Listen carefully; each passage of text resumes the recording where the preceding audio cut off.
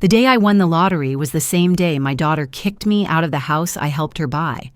If someone had told me that morning that by evening I'd be sitting in a motel parking lot holding a ticket worth $2.3 million, I would have laughed. But life has a twisted sense of humor, doesn't it? My name is Margaret, and I'm 68 years old. 5 years ago, I lost my husband Robert to a heart attack. He went to sleep one Tuesday night and simply never woke up. After 43 years of marriage, I found myself completely alone for the first time in my adult life. The house we'd shared felt enormous and empty, every corner echoing with memories I wasn't ready to face. That's when my daughter Patricia suggested I move in with her and her husband Michael. "Mom, you shouldn't be alone in that big house," she'd said, her voice full of concern. "Come live with us. We have plenty of space, and Emma would love having Grandma around more." Emma was their 8-year-old daughter, my only grandchild, and the light of my life. It seemed like the perfect solution. Patricia and Michael had been struggling with their mortgage payments, and I had Robert's life insurance money sitting in the bank, earning practically nothing. So I made what I thought was a generous offer. I'd give them $180,000 to pay down their mortgage, and in return, I'd move into their spare bedroom. It would help them financially, and I wouldn't have to face the overwhelming task of sorting through 4 decades of accumulated memories alone.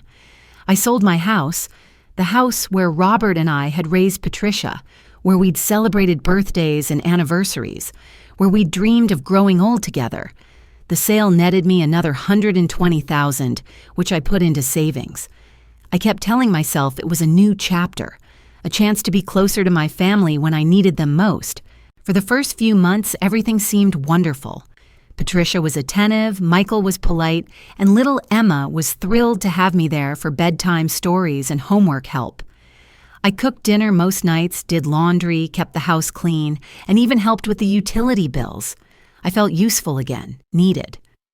After the crushing loneliness following Robert's death, being part of a bustling household felt like a blessing. But slowly, things began to change. Michael started making little comments about my habits. "Margaret, could you keep the TV volume down? Some of us have to work in the morning."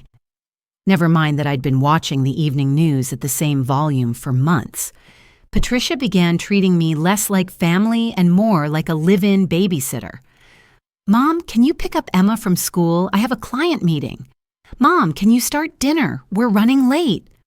The requests became expectations, and the expectations became demands. I found myself walking on eggshells in what was supposed to be my home, too. When I tried to rearrange the living room furniture to make it more comfortable for my arthritic back, Michael snapped at me. "This isn't your house to redecorate, Margaret." The words hit me like a slap. Technically, he was right. The deed was in their names, but my money had made their mortgage manageable. My presence had made their lives easier. Didn't that count for something? I started buying lottery tickets around this time. Not because I believed I'd win. The odds were astronomical, and Robert had always called it a tax on people who can't do math. But every Wednesday and Saturday, I'd drive to the corner gas station and buy 2 tickets with the same numbers: Robert's birthday, Patricia's birthday, Emma's birthday, our wedding date, and 2 random numbers that had been with us for years. It was a small rebellion, a tiny hope that maybe, somehow, things could change. That particular Wednesday morning started like any other. I woke up at 6:30, made coffee, and sat at the kitchen table reading the newspaper while the house was still quiet. Patricia came down at 7, grabbed a travel mug of coffee, and rushed out the door with barely a "Morning, Mom." Michael appeared 15 minutes later, tie askew, stress already written across his face. "Margaret," he said, not looking at me as he grabbed his briefcase. "Patricia and I need to talk to you tonight. It's important." My stomach dropped. "Is everything okay? Is it Emma?" "Emma's fine. We need to discuss some things. We'll talk when I get home." And with that, he was gone, leaving me with a sense of dread that settled in my chest like a stone. I tried to shake off the feeling as I went through my usual routine. I drove Emma to school, chatted with the other grandparents and parents in the pickup line, stopped at the grocery store for ingredients for dinner. At the gas station, I bought my lottery tickets, the same numbers I'd been playing for 2 years. The clerk, a young man named David who'd gotten to know me, smiled as he handed me the tickets. "Today's the day, Mrs. Margaret," he said with a grin. "I can feel it." I laughed and tucked the tickets into my purse. "From your mouth to God's ears, David." The afternoon dragged by. I cleaned the house, did laundry, and prepared dinner, but I couldn't shake the anxiety about whatever conversation awaited me. When I picked up Emma from school, her usual chatter about her day barely registered. My mind kept racing through possibilities. Were they having financial trouble again? Had I done something wrong? Were they getting divorced? By the time Patricia and Michael came home, I'd worked myself into a state of barely controlled panic. They both seemed tense, speaking in low voices in the hallway before joining me in the kitchen. Emma was upstairs doing homework, the house unusually quiet. "Mom," Patricia said, settling into a chair across from me at the kitchen table. Michael remained standing, arms crossed, looking like he'd rather be anywhere else. "We need to talk about your living situation." The words hit me like ice water. "My living situation?" Michael cleared his throat. "This arrangement, it's not working anymore, Margaret." I felt my world tilt sideways. "I don't understand. What arrangement? I thought this was my home, too." Patricia avoided my eyes. "It's been almost 3 years, Mom. We think it's time you considered other options." "Other options?" My voice came out smaller than I intended. "Like what?" "There's a really nice assisted living facility about 20 minutes from here," Michael said, his tone businesslike, as if he were discussing a real estate transaction. "Sunset Manor. We've already taken a tour. They have activities, meals provided, people your own age. You'd like it there." The room felt like it was spinning. Assisted living? But I'm perfectly capable of taking care of myself. I take care of all of you. "That's just it, Mom," Patricia said, finally looking at me. "You shouldn't have to. You should be enjoying your retirement, not worrying about cooking and cleaning for us." But that wasn't what this was about, and we all knew it. I could see it in Michael's impatient shifting, in Patricia's inability to maintain eye contact. This wasn't about my well-being. This was about them wanting their space back, wanting their lives back, without the inconvenience of an aging mother-in-law cramping their style. "But this is our home," I said, hearing the desperation in my own voice. "I helped you buy it. I gave you everything I had." Michael's jaw tightened. "That was a gift, Margaret. You can't hold it over us forever." A gift. $180,000, my entire life savings at the time, reduced to a gift, as if I'd simply bought them a nice wedding present instead of sacrificing my financial security for their benefit. "I'm not holding anything over you," I said quietly. I thought this was my home too." "It is your home," Patricia said quickly, but her words rang hollow. "For now, but we've been talking, and we think you'd be happier somewhere with people your own age, with activities designed for seniors." "We need you to be out by the end of the week," Michael added, his words like hammer blows. "The end of the week. 6 days to pack up what was left of my life and disappear from their lives entirely." I sat there in stunned silence, watching my daughter and son-in-law, these people I'd sacrificed everything for, as they calmly dismantled my world. Emma's voice drifted down from upstairs, calling for help with her math homework. The sound of my granddaughter's voice was like a knife twisting in my chest. Would I even get to see her anymore? Would they tell her that Grandma had chosen to leave, make me the villain in this story? I stood up slowly, my legs feeling unsteady. "I need some time to process this." "Of course," Patricia said, relief evident in her voice. "Take all the time you need. We're not trying to hurt you, Mom. We just think this is best for everyone." Best for everyone. The phrase echoed in my head as I walked to my bedroom, closed the door, and sat on the edge of the bed I'd slept in for 3 years. The bed in the room that had never really felt like mine, I realized now. I'd been a guest all along, tolerated but not truly welcome. I spent the next few hours in a daze, mechanically folding my clothes and placing them in the suitcases I'd pulled from the closet. My entire life fit into 3 suitcases and a handful of boxes. Somewhere along the way, I'd become so small, so condensed, that everything I owned could be packed in an hour. The house felt different that night. Patricia made dinner, a rare occurrence, and we ate in uncomfortable silence. Michael made a few attempts at normal conversation, asking Emma about school, discussing weekend plans, as if nothing had changed. But everything had changed. I was no longer part of their weekend plans. I was a problem to be solved, a burden to be relocated. After dinner, I called my sister Helen in Arizona, but it went straight to voicemail. I tried my brother Tom in Florida, but his wife Nancy answered and said he was at his book club. I sat in my room, surrounded by partially packed boxes, and felt more alone than I had since Robert died. The next morning, I drove to the bank and arranged for a short-term loan against my savings to cover deposits and first month's rent at whatever senior living facility I could find that had immediate availability. The loan officer, a young woman probably Emma's age, was sympathetic but professional. "Making a big move?" she asked cheerfully. "Something like that," I replied. From the bank, I drove to the gas station where David worked. It was Wednesday lottery day. As I handed him my $2, he noticed my red-rimmed eyes. "You okay, Mrs. Margaret?" I managed a smile. "Just one of those weeks, sweetheart." "Well, maybe today's your lucky day," he said, handing me the tickets with the same encouraging grin he always wore. I tucked the tickets into my purse and drove home to continue packing. The irony wasn't lost on me. The same day I was being evicted from my family's life, I was still playing the lottery with numbers that represented the most important dates in that life. By Thursday evening, I'd found a temporary solution. Sunset Manor had a waiting list, but there was a decent extended stay motel about 15 miles away that rented by the week. It wasn't ideal, but it would give me time to find something more permanent. The manager, a kind woman named Rosa, showed me a clean room with a kitchenette and promised me a quiet stay. Friday morning, my last full day in what I'd thought was my home, Patricia knocked on my bedroom door. "Mom, can we talk?" She sat on the edge of the bed while I folded my last few sweaters.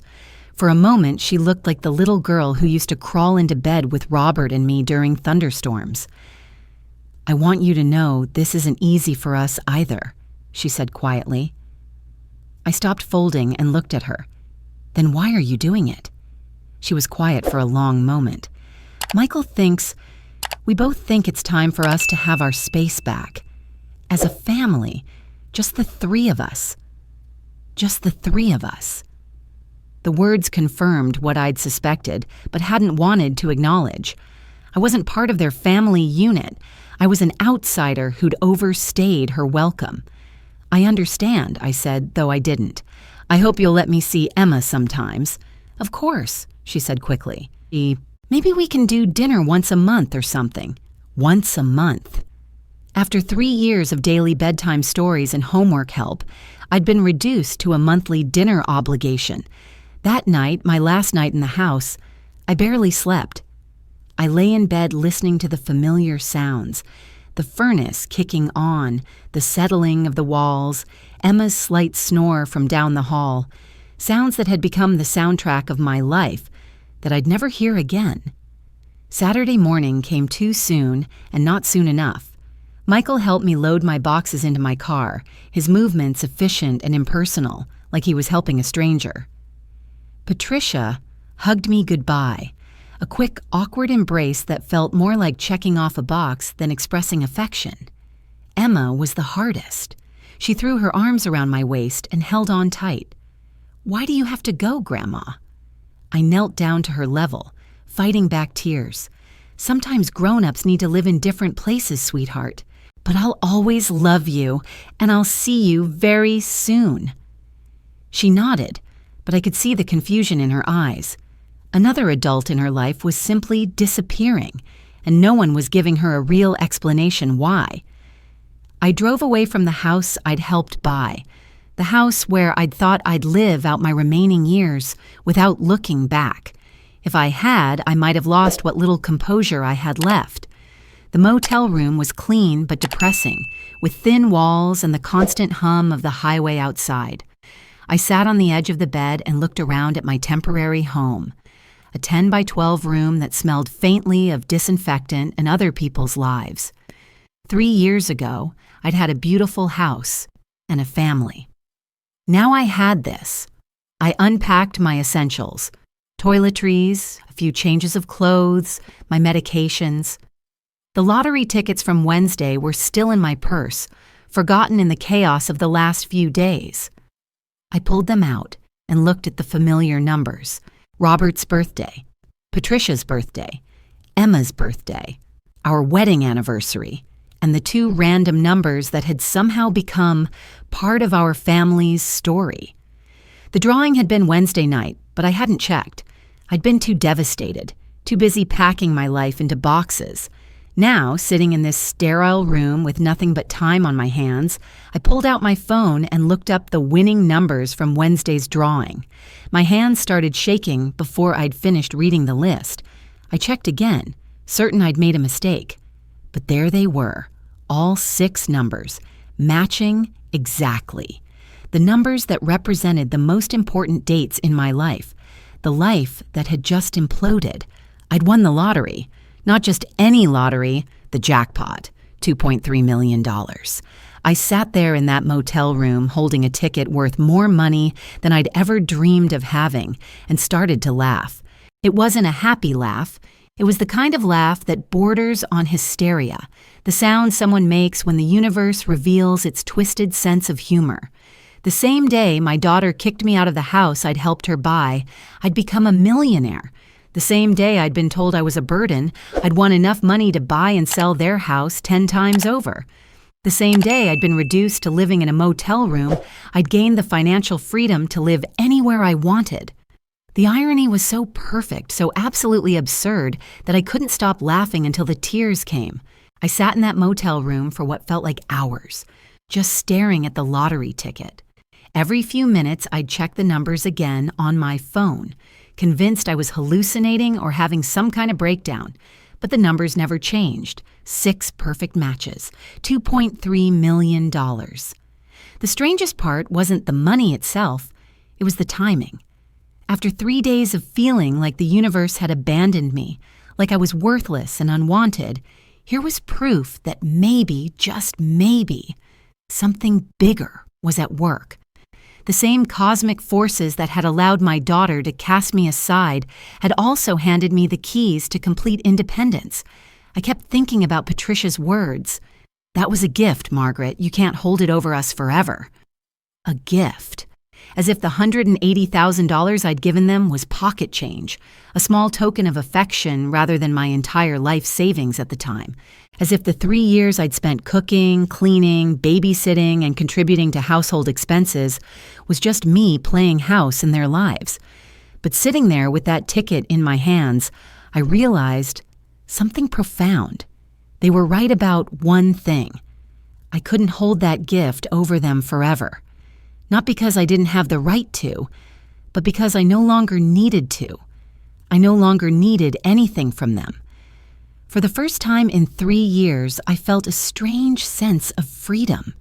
Not the kind of freedom you read about in inspirational quotes, but a deeper, more unsettling kind. The freedom that comes when you realize you've been living for other people's approval and validation, and suddenly you don't need either. I thought about calling Patricia immediately. The old Margaret would have. The old Margaret would have rushed back to their house, waved the ticket in their faces, and demanded an apology. She would have expected them to beg her to come back, to admit they'd made a terrible mistake. But something had shifted in me during those awful 3 days. Maybe it was sitting in that motel room, looking at the sum total of my possessions scattered across a polyester bedspread. Maybe it was the memory of Michael's impatient face as he told me I had a week to disappear from their lives. Or maybe it was simply that I'd reached the age where you stop caring about proving you're right and start caring about proving you're better than the situation. I didn't call Patricia. Instead, I Googled lottery office near me and found out I had to drive to the state capitol to claim prizes over $50,000. The office was open Monday through Friday, which meant I had the entire weekend to think about what I wanted to do next. The weekend passed in a strange bubble of unreality. I ate meals from the vending machine and watched cable television in my motel room, but my mind was elsewhere, planning. I thought about the house I'd always wanted, not the practical, sensible house Robert and I had bought when we were young and struggling, but the house I dreamed about when I was alone and allowed myself to imagine impossible things. I thought about travel, about all the places Robert and I had planned to visit someday. Someday when he retired, someday when we had more money, someday when Patricia was older and didn't need us. Someday had never come for Robert, but maybe it could still come for me. Most of all, I thought about dignity, about what it meant to be 68 years old and finally truly free to make choices based on what I wanted rather than what other people needed from me. Monday morning, I dressed carefully in my best outfit, a navy blue dress I'd worn to Emma's school concerts, and drove to the state capitol. The lottery office was in a nondescript government building, but walking through those doors felt like stepping into a new life. The claims process was surprisingly straightforward. There was paperwork to sign, taxes to discuss, and a choice to make between the lump sum and annual payments. I chose the lump sum. At my age, I wanted the security of having it all at once. After federal and state taxes, I'd walk away with about $1.4 million. The claims officer, a middle-aged woman named Carol, was professional but kind. "Do you have legal and financial representation, Mrs. Thompson?" she asked as we reviewed the paperwork. "Not yet," I admitted. "I'd strongly recommend getting both before the money is deposited. Lottery winners often become targets for family members and friends looking for handouts. You'll want to protect yourself." Family members looking for handouts. The irony wasn't lost on me. Carol gave me a list of reputable lawyers and financial advisors in the area. "Take your time," she said. "The money will be held in a secure account until you're ready. There's no rush." But I was ready. Maybe I'd been ready for 3 years without knowing it.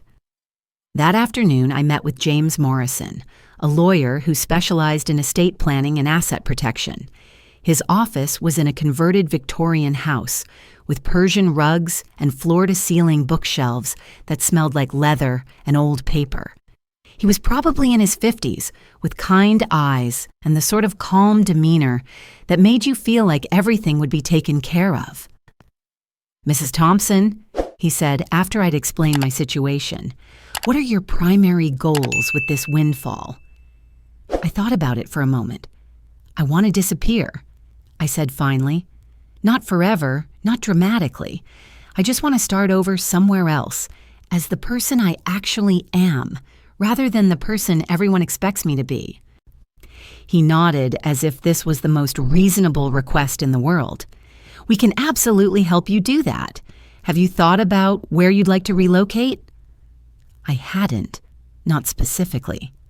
Somewhere quiet, somewhere with a good library and maybe a garden center nearby, somewhere I can be Margaret Thompson instead of Patricia's mother or Robert's widow. Over the next week, I found myself making decisions I never thought I'd have the courage to make. James helped me set up a trust that would protect the majority of my assets while giving me a generous monthly income. He also helped me research small towns within driving distance of the capital, places where $1.4 million would go a long way. I found the perfect house on a real estate website, a charming craftsman-style home in Millbrook, a town of about 8,000 people about an hour from where Patricia lived. The house was over 100 years old with original hardwood floors, a wraparound porch, and a garden that had been lovingly maintained by the previous owners. It was exactly the kind of house I dreamed about but never thought I could afford. The asking price was $275,000. I offered $300,000, cash, with a 2-week closing. The real estate agent, a chatty woman named Linda, kept asking if I was sure I didn't want to negotiate or get an inspection. "Honey, you're paying $25,000 over asking," she said during our third phone conversation. "The sellers will take less." "I want the house," I said simply, "and I want to move in as soon as possible." While the paperwork was being processed, I drove through Millbrook several times, getting a feel for the town. It was exactly what I'd hoped for. Quiet streets lined with mature trees, a main street with locally owned shops, and friendly people who nodded when they passed you on the sidewalk. There was a beautiful library in a converted Carnegie building, a small but well-stocked grocery store, and a garden center on the outskirts of town that looked like something from a magazine. I rented a furnished apartment in town for the 2 weeks before closing, telling the landlord I was relocating for health reasons. It wasn't entirely a lie. My mental health had certainly improved dramatically since I'd stopped living in Patricia and Michael's house. The apartment was tiny but charming, with big windows that let in lots of light. I bought groceries and cooked for myself for the first time in months, simple meals that I ate at a small table overlooking the town square. I read books from the library, took long walks through the residential neighborhoods, and slowly began to feel like myself again. I thought about Patricia and Michael often during those 2 weeks, but not with the desperate longing I'd expected. Instead, I felt a strange mix of sadness and relief. Sadness for the relationship I'd thought we had, relief that I no longer had to pretend it was working. 3 weeks after claiming my lottery prize, I moved into my new house.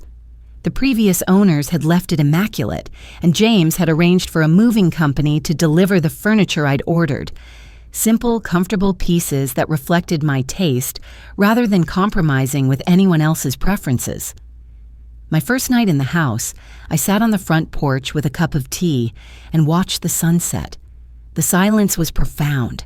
No traffic, no neighbors arguing through thin walls, no sound of Patricia and Michael's muffled conversations about when I might find somewhere else to live. Just the gentle sound of wind through the old oak trees and the distant call of birds settling in for the night. I thought about Emma, asleep in her bed 60 miles away, probably wondering why Grandma had stopped calling.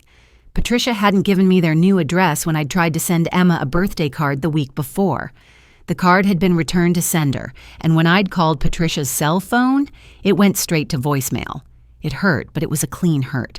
Not the messy, complicated pain of living somewhere you're not wanted, but the simple ache of missing someone you love who's been taken away from you. There's a difference, I realized. One kind of pain eats away at you slowly, making you question yourself and your worth. The other kind is sharp and clean, the sort of pain that heals properly if you let it. 6 months into my new life, I'd established routines that felt more natural than anything I'd done in years. I volunteered at the library twice a week, helping with their literacy program for adults. I joined a book club that met monthly at the coffee shop downtown. I'd taken up watercolor painting and discovered I had a modest talent for capturing the old houses and garden scenes around town. The house itself had become exactly what I'd dreamed it could be. I'd had the kitchen updated with modern appliances while keeping the original charm. The garden was my pride and joy. I'd spent hours researching heirloom roses and planning vegetable plots, working with soil in a way I'd never had time for when I was busy taking care of everyone else. Most surprising of all, I'd made friends. Real friends. Not people who tolerated me because I was useful or related to them. There was Dorothy, a retired teacher who lived 3 blocks away and shared my love of mystery novels. There was Frank, a widower who ran the hardware store and always had time to help me with home improvement projects. There was Sarah, a woman my age who'd moved to Millbrook after her divorce and understood something about starting over. These people knew me as Margaret, the woman who'd moved to town for a fresh start. They didn't know about the lottery money. As far as they were concerned, I was simply a widow who'd downsized and relocated. They liked me for who I was in the present, not for what I could provide or what I represented from their past. The money itself had become background noise in my life. I lived comfortably but not extravagantly. driving the same reliable car I'd had for years, shopping at the same grocery store as everyone else, wearing clothes that were nice but not ostentatious. The security was wonderful, but the real gift was the freedom to choose how to spend my time based on what brought me joy rather than what other people expected. I thought about Patricia less and less as the months passed, but when I did, it was with a mixture of sadness and forgiveness. I understood now that she'd probably felt trapped too, caught between her husband's resentment and her mother's need. Michael had likely been pressuring her for months to ask me to leave, and she'd finally chosen her marriage over her mother. It wasn't a choice I would have made, but I could understand it. What I couldn't understand was the silence that followed. Not a phone call, not a card, not even a text message to ask if I was okay. It was as if I'd never existed in their lives at all, as if 3 years of daily interaction had been erased the moment my car pulled out of their driveway. But maybe that was for the best. Maybe clean breaks heal better than prolonged goodbyes. On a Thursday morning in late September, almost exactly 6 months after I'd moved to Millbrook, I was in my garden harvesting the last of the season's tomatoes when my phone rang. The number was local but unfamiliar. "Mrs. Thompson, this is Linda from Mason Realty. I have someone here who says she's your daughter, asking about how to contact you. She seems quite upset. Should I give her your address?" My heart started beating faster. Patricia was here, in Millbrook, looking for me. After 6 months of silence, she'd somehow tracked me down. "Did she say what she wanted?" I asked. "She mentioned something about seeing your picture in a newspaper. She keeps saying she needs to talk to you urgently." The newspaper, of course. When I'd claimed the lottery prize, they'd taken the standard winner's photo, me holding an oversized check, smiling awkwardly at the camera. I'd been so focused on starting my new life that I'd forgotten the photo would eventually be published. "You can give her my address," I said finally. "Thank you for checking first." I hung up and continued picking tomatoes, but my hands were shaking slightly. After all these months of peace, Patricia was about to walk back into my life. But this time, I realized, I had a choice about how to respond. This time, I wasn't the desperate mother begging to be allowed to stay. I was Margaret Thompson, homeowner and lottery winner, standing in my own garden on my own property. 20 minutes later, a familiar car pulled into my driveway. Patricia got out slowly, looking around at the house and garden with an expression I couldn't quite read. She looked older, more stressed than I remembered. She was wearing the blue dress she saved for special occasions, and her hair was freshly styled as if she'd prepared carefully for this conversation. I met her at the front gate, wiping my hands on my gardening gloves. For a moment, we just looked at each other. She was my daughter, the little girl I'd raised and loved and sacrificed for. But she was also the woman who'd kicked me out of my home with a week's notice. "Hello, Patricia," I said quietly. "Mom." Her voice was strained, and I could see she'd been crying. "Why didn't you tell us?" "Tell you what?" She gestured helplessly toward the house, toward me, toward everything. "About the money. About winning the lottery.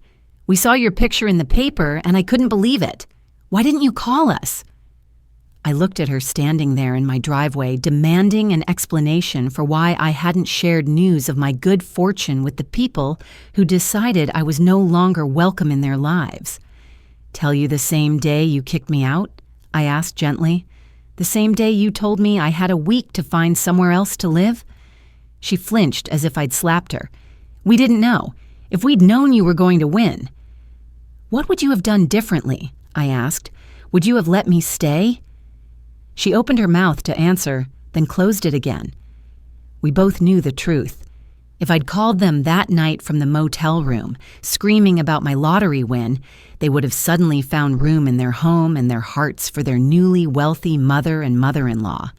But it would have been the money they welcomed back, not me. "Can we talk?" she asked finally. "Please?" I looked at her for a long moment, then opened the gate. "Of course. Would you like some tea?"